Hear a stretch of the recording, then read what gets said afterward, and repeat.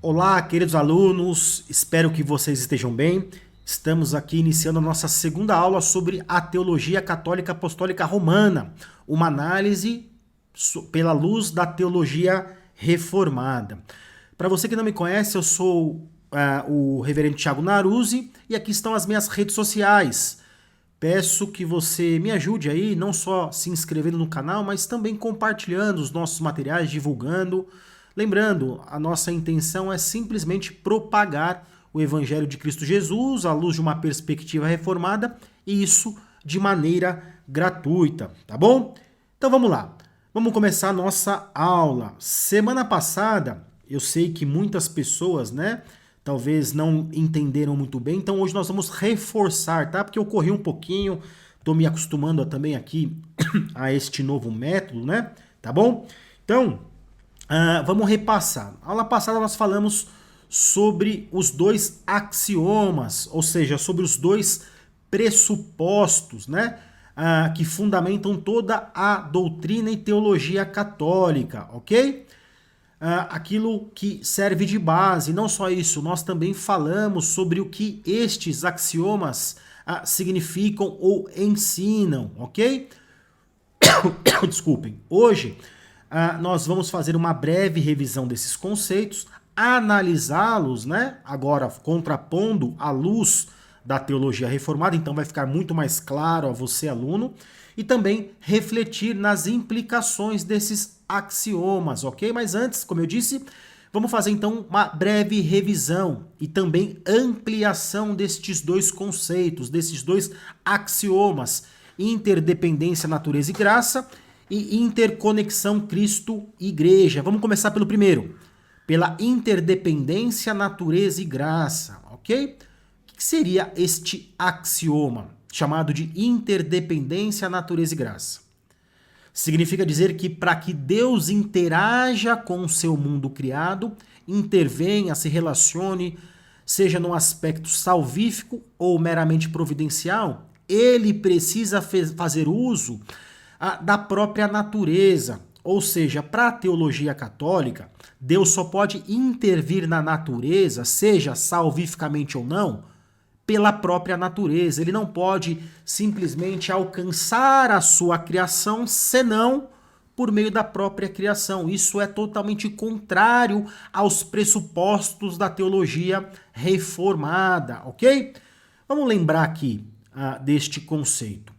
No vocabulário cristão, a natureza é considerada o equivalente ao mundo criado em sua totalidade, que é tanto o resultado da atividade criadora de Deus, quanto o recipiente dos seus propósitos salvíficos. Ou seja, toda a natureza é atividade criadora de Deus e também recipiente dos seus propósitos salvíficos, ok?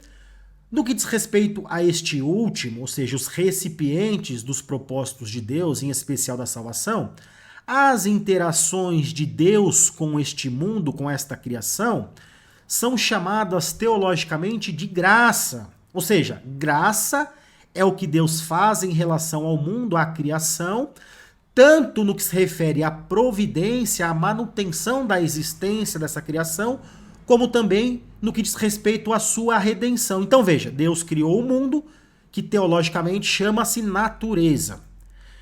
As suas intervenções, sejam elas para manutenção, providência ou redenção, são chamadas na teologia católica de graça. Graça é o meio pelo qual Deus intervém, salva e se relaciona com a sua criação. Todavia, lembremos, isso é muito importante, estas intervenções, chamadas graça, só podem ser realizadas por Deus por meio de uma mediação, ou seja, pela própria natureza. Ou seja, para eles, as duas, natureza e graça, foram divinamente projetadas para operar em mútua dependência. Uma depende da outra, entenda? Para que Deus opere graça na natureza, se relacione, salve, providencie, mantenha esta natureza ativa, ele depende da própria natureza para assim fazer. E a natureza, para receber algo de Deus através da graça, depende da própria natureza, entenderam? Esse é o aspecto que chama-se interdependência, natureza e graça. E aqui tem já um ponto que nós vamos começar a trabalhar, embora isso seja para o final da aula, mas já vamos começar contrastando. Para a teologia católica, há uma ligação tão forte e irreversível nesta cooperação, nessa dependência entre natureza e graça, que nada pode separá-los, nem o pecado. Não pode nem romper, nem impedir esta harmoniosa relação entre Deus e o mundo, ou seja, o pecado não pôs oposição entre a criação e o seu Redentor. Talvez para você que está ouvindo isso a primeira vez ou nunca estudou sistematicamente a teologia reformada, isso não lhe soa estranho, mas para a teologia reformada existe uma radical ruptura entre a criação e o seu Criador. O homem, a criação, está em oposição ao seu Deus. Logo, Deus precisa, ou Deus, para agir com esta natureza que está em oposta, ele vai valer-se de outras coisas que não a própria natureza. Vou mostrar isso aqui já já.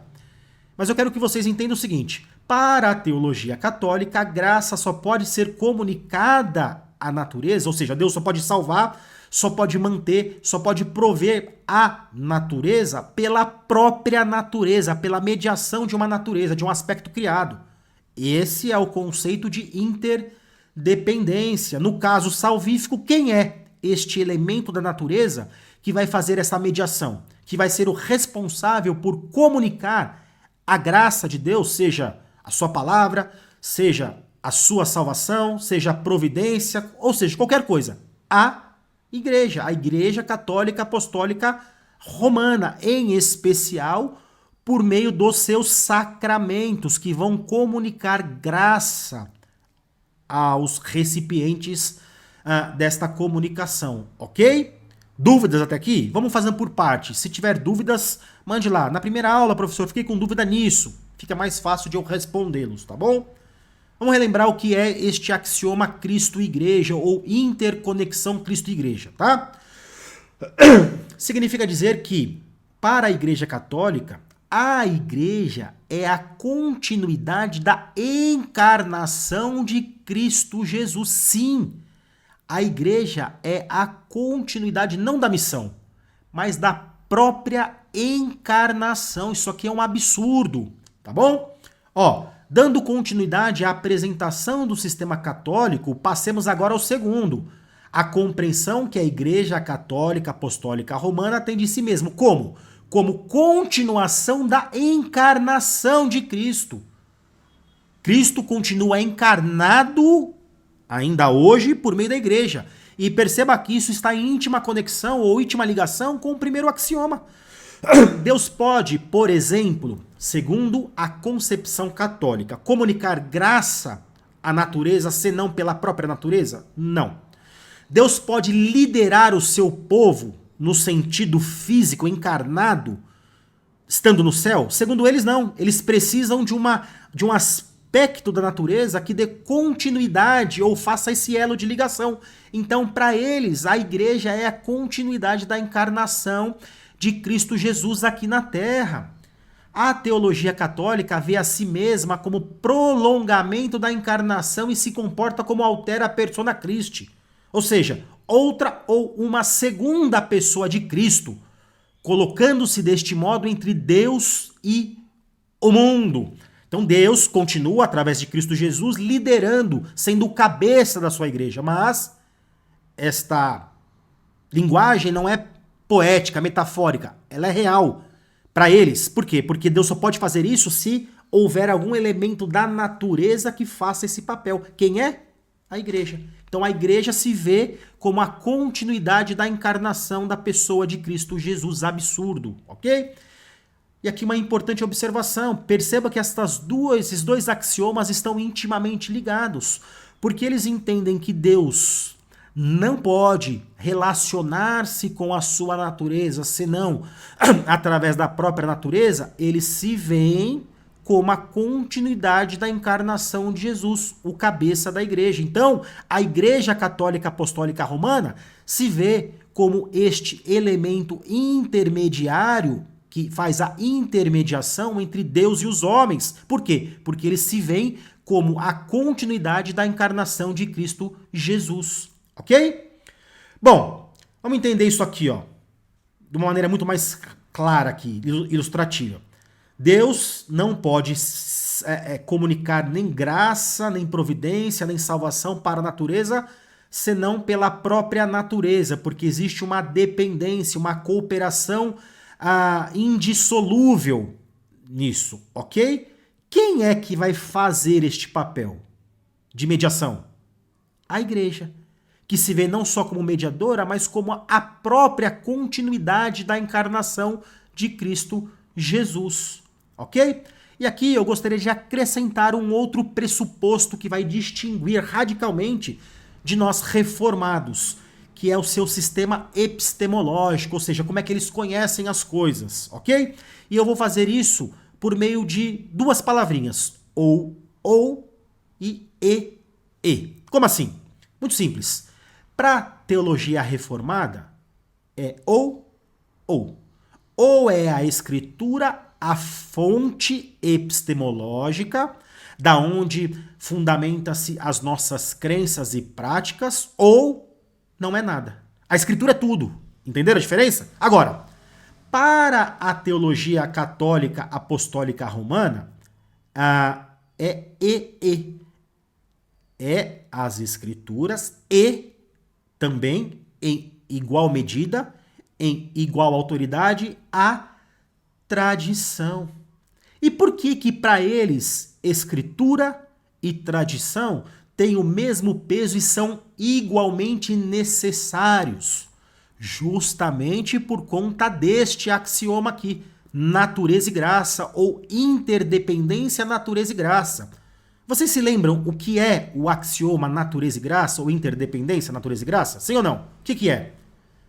Significa que Deus não pode se relacionar, se comunicar com a sua natureza, senão por meio da própria natureza, que para eles quem é? A igreja. Ok. A palavra de Deus não pode trazer a palavra de Deus por si só. Eles precisam de um elemento da própria criação para intermediar o que a palavra de Deus diz. Quem é isto? A tradição, a igreja. Perceba o quanto isto é fundamental para que a teologia católica apostólica romana se sustente. Deixa eu pegar o slide aqui novamente para vocês entenderem. Ó, Deus não pode falar com o homem senão por meio da própria natureza, que para eles quem é? A igreja. A igreja faz essa intermediação. Deus se revelou a nós por meio da escritura. Só que esta escritura, para que ela seja a palavra de Deus, ela precisa ser mediada por alguém. Quem? Os homens, o magistério, a tradição. Existem coisas, segundo a teologia católica, que não estão nas escrituras, mas estão em posse de um algo chamado tradição da igreja. Nós vamos ter uma aula só para falar da tradição e do magistério. O que eu quero que vocês entendam é o quanto isto é perigoso. Por quê? Porque a tradição tem o mesmo peso das escrituras. Se a escritura diz que alguma coisa é azul e a tradição diz que é vermelha, como é que você vai solucionar à luz de uma teologia católica essas coisas? O vermelho pesa, a tradição fala mais alto. Por quê? Porque, segundo eles, é a tradição quem vai dizer, aspecto da criação, o que a palavra de Deus de fato significa, ok? Bom, e Cristo e igreja? O que é este axioma mesmo? Vocês se lembram? Que a igreja é a continuidade da encarnação de Cristo. Ou seja, eles estão usurpando não só a pessoa, o senhorio, mas também, acima de tudo, a obra vicária de Cristo Jesus, substitutiva. São eles, através da igreja, da instituição, que assumem este lugar que é somente de Cristo Jesus. Conseguem perceber, meus irmãos, o quanto estas duas tradições são irreconciliáveis?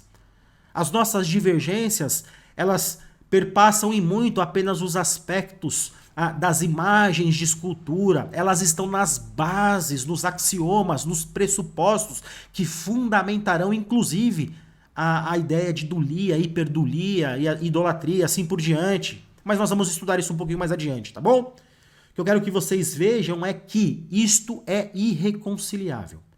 Mas afinal de contas, de onde é que a Igreja Católica Apostólica Romana tirou estes axiomas? Vamos começar pela questão da interdependência, natureza e graça. Embora isto embrionariamente, né, seja de séculos anteriores, o grande sistematizador da doutrina foi Tomás de Aquino, o teólogo, né, da Igreja Católica Apostólica Romana. Esta frase diz muito, né? Ele diz o seguinte: a graça, em uma de suas obras, não destrói a natureza, mas a aperfeiçoa. O que vocês acham que está por detrás desta aparente, singela e simples e inofensiva afirmação? Qual seria o significado dessa frase? Que a natureza, a obra criada, e a graça, a intervenção divina, não se opõem, mas cooperam. Ou seja, o homem não está em inimizade com Deus. O homem não está morto, não está se opondo ao chamado de Deus. Não precisa ser um chamado irresistível. Afinal de contas, ele coopera. Ele tem um tal de livre-arbítrio que pode cooperar com esta manifestação graciosa de Deus. Logo, a glória não é dada somente a Deus, mas existe uma cooperação necessária, fundante, para que a redenção se realize. Agora, talvez esteja ficando um pouquinho mais claro a vocês, né? Esta distinção. Distinção essa que algumas tradições evangélicas, que se dizem reformadas, mas não são, assumiram. E uma outra importante observação, né? Segundo eles, a natureza sempre, absolutamente sempre, participa da graça. Ou seja, coopera com a graça. Ao passo que a graça sempre pressupõe uma habilidade interna, ad intra, a partir de dentro, inerente da natureza. Ou seja, nós, seres humanos, sempre participaremos da salvação. Como? Porque existe algo inerente em nós, eu estou me colocando como um católico, tá? Inerente em nós que me dará condições de participar, é necessário que eu participe, ok? Esta cooperação vem de dentro. Deixa eu ilustrar isso para vocês. Deus, ao chamar um pecador ao arrependimento, o faz por algo existente nele que não foi perdido, uma capacidade inata de resposta, que alguns podem chamar de livre-arbítrio, outros simplesmente de uma graça que vai previamente habilitar, que é a ideia dos arminianos. Mas vamos falar do catolicismo primeiro. Eu estou tentando mostrar a vocês a semelhança dessas duas tradições. Deus vai trabalhar com o homem, vai chamar o homem que não está em oposição a si, por meio de algo que lhe é inerente, uma capacidade que não foi perdida. Logo, o homem não está morto, não está em oposição ao seu Deus. Para nós, reformados, isso é um absurdo. Por quê? Porque nós vamos ler em Efésios, por exemplo, que o homem está morto, que Deus precisa arrastá-lo até você. João 6, quando diz que só pode vir a mim quem o Pai o trouxer, a ideia de trouxer é a ideia conceitual de alguém que joga a rede e arrasta os peixes a contragosto. Deus nos atrai porque nós estamos em oposição ontológica, uma oposição espiritual, melhor dizendo, a ele. Mas para a teologia católica, não. De acordo com a teologia evangélica, aqui eu digo evangélica, né, mas entenda como reformada, a graça nada tem a operar na natureza. Porque a criação foi terrivelmente maculada pelo pecado. Ou seja, está em oposição. Na verdade, a graça não pode senão operar ad extra, ou seja, de fora, extrinsecamente, não inerentemente. A graça opera de fora, não de dentro para fora, de fora para dentro. Eu vou ilustrar, vai ficar mais claro isso aqui. No que diz respeito à natureza, porque a natureza está de tal modo entranhada no pecado, ou seja, não há nada de bom interiormente no homem que possa cooperar com a salvação, com o chamado de Deus. E a tal ponto que ignora completamente seu estado de depravação. E por isso, somente por uma operação externa, que vem de Deus, nós não cooperamos. Unilateral, é Deus quem traz esta graça a nós, nós não cooperamos. Pode redimir o que está totalmente perdido dentro de nós. Nada que faça parte da natureza pecadora é capaz de contribuir com a graça de Deus. Para nós reformados, é estranho a ideia de uma cooperação. Para outras tradições, não. Por que não é estranho? Porque é muito semelhante. Vocês conseguem entender isso?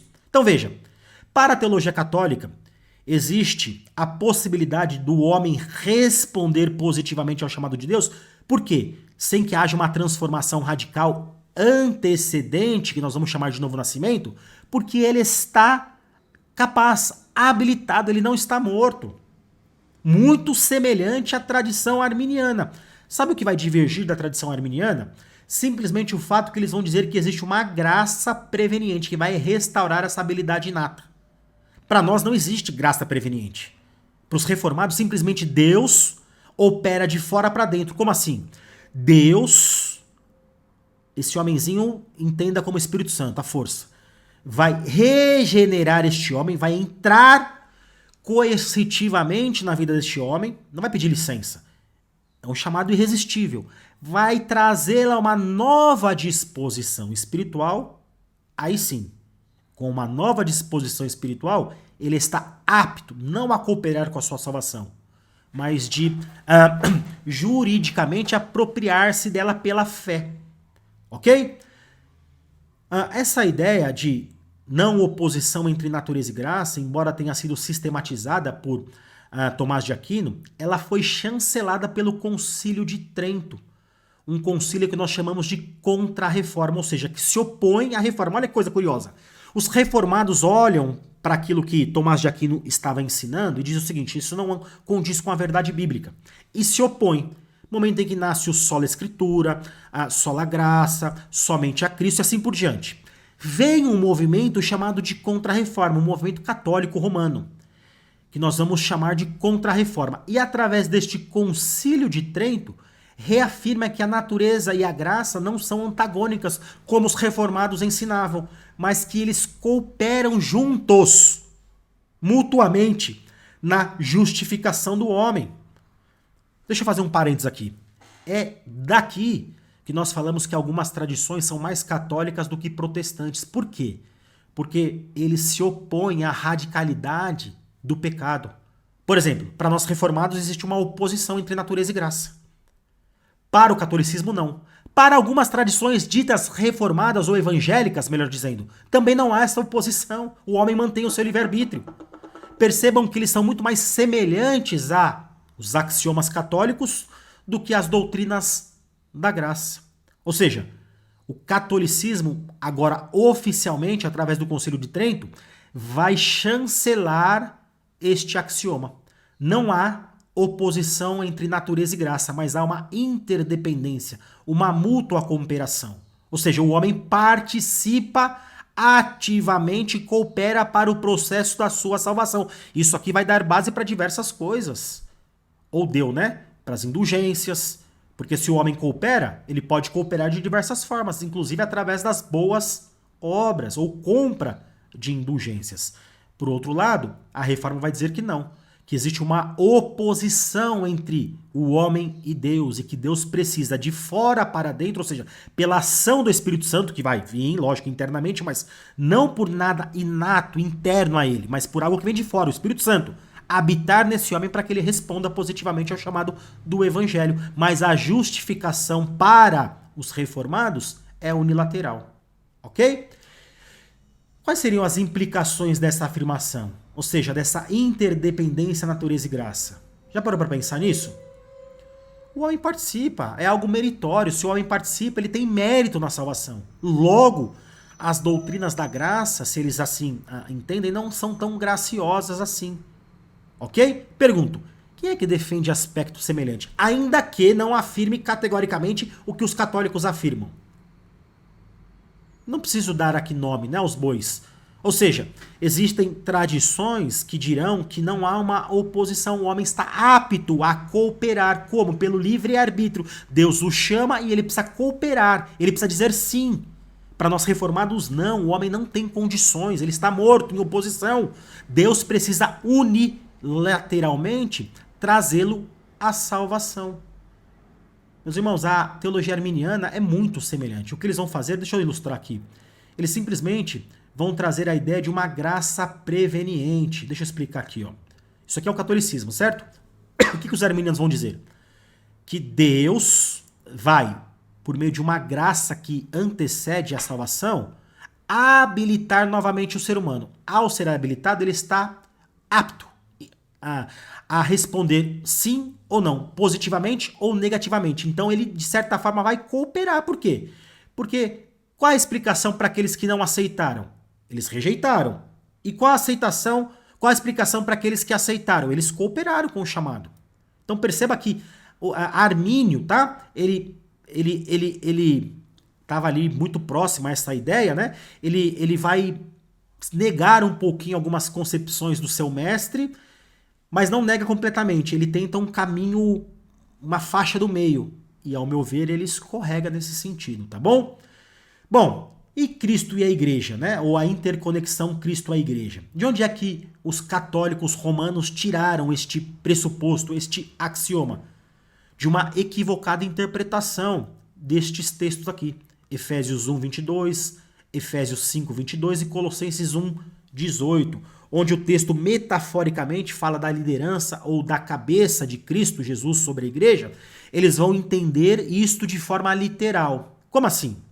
Bom, se Cristo é o cabeça da igreja e ele conduz, dirige, governa a sua igreja, existe uma relação entre graça e natureza. Deus, através da manifestação do Filho, governa a igreja. Só que para a teologia católica, lembre-se, esta comunicação não pode existir se não houver uma mediação da própria natureza. Quem é essa natureza?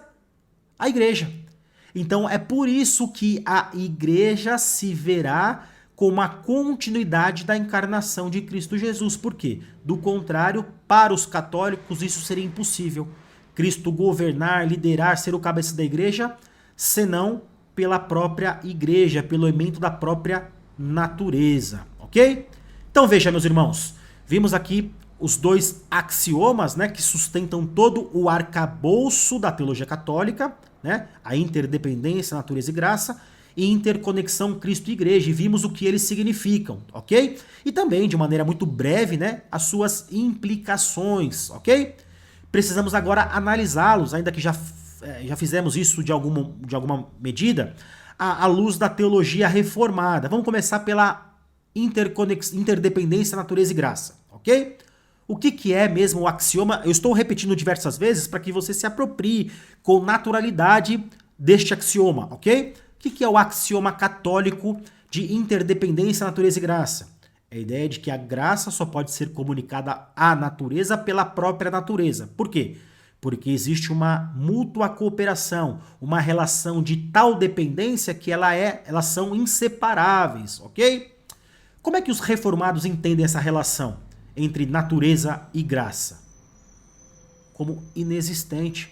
Para os reformados, o homem, a natureza, a criação está em oposição ao seu Deus. Eles estão sempre fugindo de Deus, não cooperando com Deus. Então perceba que este pressuposto já tem uma radical divergência com o pressuposto protestante, reformado.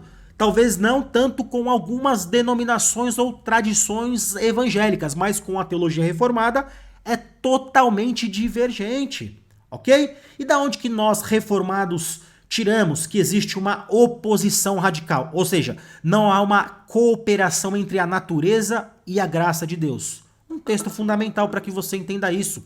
Efésios 2, do 1 ao 10. O texto vai dizer, ele, quem? Deus, nos deu vida. Cadê a cooperação aqui? Não dá, nós estávamos mortos.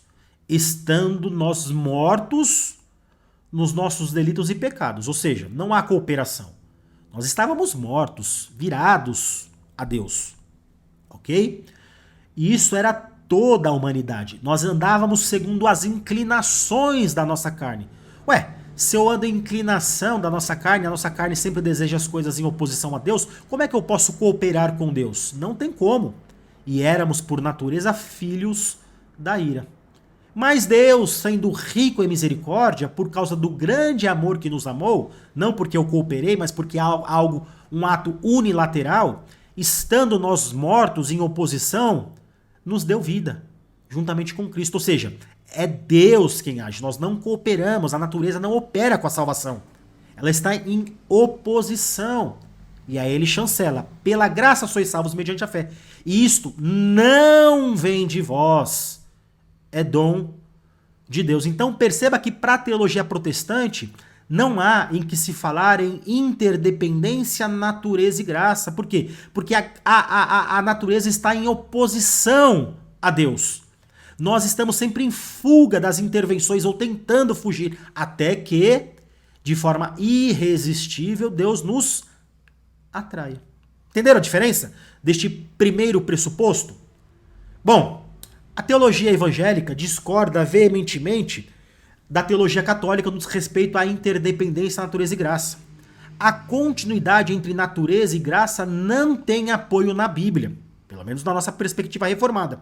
Por exemplo, o antigo estado da criação original, arquitetada e executada para que fosse um lugar hospitaleiro, a Terra, em que os seres humanos desfrutariam de uma relação face a face com Deus e prosperiam como vice-regentes dele, foi destruído quando o primeiro homem se rebelou. Agora a Terra está em oposição ao ponto que ela dá espinhos, abrolhos. Essa queda teve consequências terríveis, inclusive aproveito para chamá-los à nossa aula de antropologia bíblica. Nós estamos estudando exatamente a ideia da queda, tá?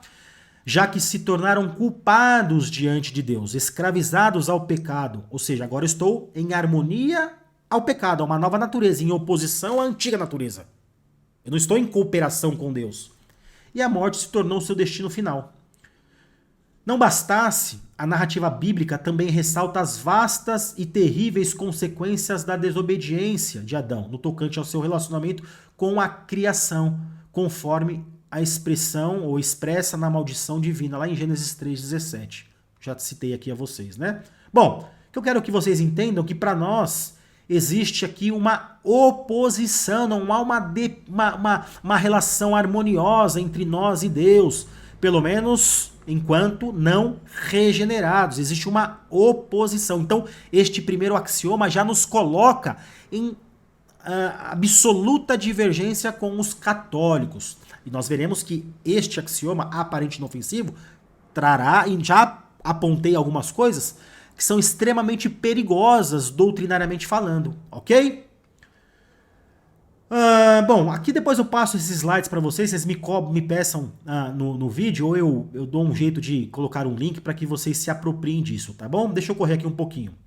Bom, vamos analisar agora esta ideia de Cristo e igreja, ou esta interconexão, ou seja, o pressuposto que diz que a Igreja Católica Apostólica Romana é a continuidade da encarnação de Cristo Jesus. Como é que vocês acham que os reformados entendem ou veem esta afirmação entre Cristo e Igreja, ou que Cristo ou a Igreja é a continuidade da encarnação de Cristo Jesus? Uma usurpação. É daqui que saem aquelas afirmações, né, em nossos documentos, de que o Papa, ele é o anticristo, por quê? Porque ele usurpa o papel e o senhorio e a autoridade de Cristo Jesus. Tal formulação postula a continuação entre a encarnação do Filho de Deus, Jesus Cristo, e a Igreja como prolongamento desta encarnação. Muito mais do que é possível justificar. A encarnação da segunda pessoa da Trindade foi um evento único. Não existe nenhuma nova encarnação, muito menos uma continuidade pela Igreja desta encarnação. Então perceba que estes dois axiomas colocam um abismo entre nós e eles, ok? Não só isso, eles é que sustentam todo o arcabouço, como veremos nas próximas aulas, a gente vai estudar as doutrinas, sustentam todas as doutrinas católicas. Se eles forem entendidos, levados às últimas consequências, é impossível que você entenda que exista algum ponto de harmonia. Mas aqui tem uma observação. Talvez você diga assim, eu até aceito, ou para mim até faz sentido esta interdependência, natureza e graça. O que não faz sentido é a interconexão Cristo e Igreja. Cuidado, por quê? Porque uma leva a outra. A interdependência, natureza e graça necessariamente vai te levar à necessidade da continuidade da encarnação de Cristo Jesus por meio da igreja. Depois reflita sobre isso, tá bom? Bom, já vimos aqui, revisamos os breves conceitos, ampliamos e analisamos brevemente à luz da teologia reformada, ok? Precisamos refletir, embora já fizemos isso, algumas implicações ou sobre algumas implicações, tá? Vamos começar pela questão da natureza e graça ou interdependência, natureza e graça. Vamos pensar sobre isso. Queria que vocês pensassem qual é a maior implicação disso, em que Deus só pode salvar o homem por meio da própria natureza. Já parou para pensar?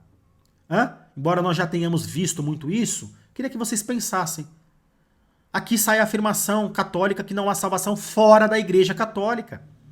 Entende? Por quê? Porque se Deus só pode salvar a natureza por meio da própria natureza e a Igreja é quem faz esse papel, logo, para os católicos, não há salvação fora da Igreja. E não só isso. É justamente deste pressuposto interdependência, natureza e graça que vão originar-se as doutrinas da transubstanciação e batismo regenerativo. A gente vai ter uma aula sobre isso, mas deixa eu explicar rapidamente isso a vocês. O que o axioma interdependência, natureza e graça ensina mesmo? Que a graça não pode ser comunicada à natureza senão pela própria natureza, por conta dessa relação de dependência, certo? Pois bem, vamos pensar na questão do batismo. O batismo, para eles, significa o quê? Um novo nascimento, que acontece porque Deus comunica a graça por meio da água. A água ali é o elemento regenerativo. Entendem? Ou seja, eles necessitam de um aspecto físico para aquilo que é simbolizado seja eficaz. Mas nós vamos estudar a doutrina em si nas próximas aulas. Mas olha que coisa curiosa a Eucaristia. Vamos pensar na ideia da ceia do Senhor. Existem 3 correntes, né? A transubstanciação, a consubstanciação, 4 aliás, a representação e a presença real e mística. Vamos falar da Eucaristia no sentido da transubstanciação.